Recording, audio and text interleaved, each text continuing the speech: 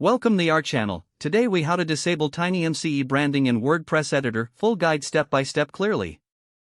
To disable TinyMCE branding in your WordPress editor, first, log into your WordPress admin dashboard. Navigate to the plugins section in the left sidebar. Click on Add New at the top of the page. In the search bar, type TinyMCE Advanced and press Enter. Locate the TinyMCE Advanced plugin in the search results. Click on the Install Now button next to the plugin listing. Once installed, click on the Activate button to enable the plugin.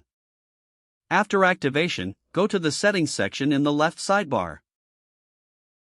Click on TinyMCE Advanced to open the plugin settings. In the TinyMCE Advanced settings, look for the Advanced tab. Under this tab, find the option labeled Disable TinyMCE Branding. Check the box next to this option to disable the branding. Scroll down and click the Save Changes button to apply your settings. You can now go back to your WordPress editor to verify that the branding has been removed. Refresh the editor page if necessary to see the updates. With these steps completed, TinyMCE branding will no longer appear in your WordPress editor.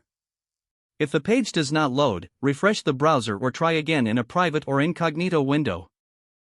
Make sure you are using the correct email address, then retype it carefully to avoid small typos.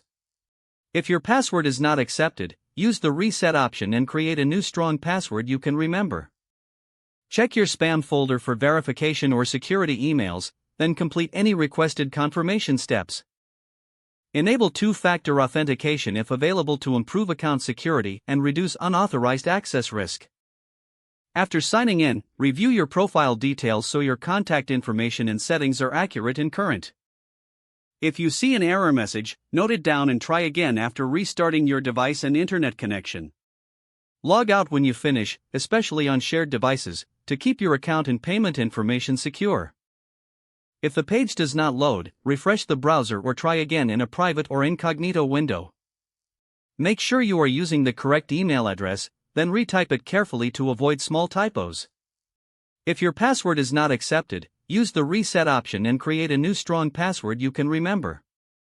Check your spam folder for verification or security emails, then complete any requested confirmation steps. Enable two-factor authentication if available to improve account security and reduce unauthorized access risk. Don't forget to like this video and subscribe to our channel for more step-by-step tech guides.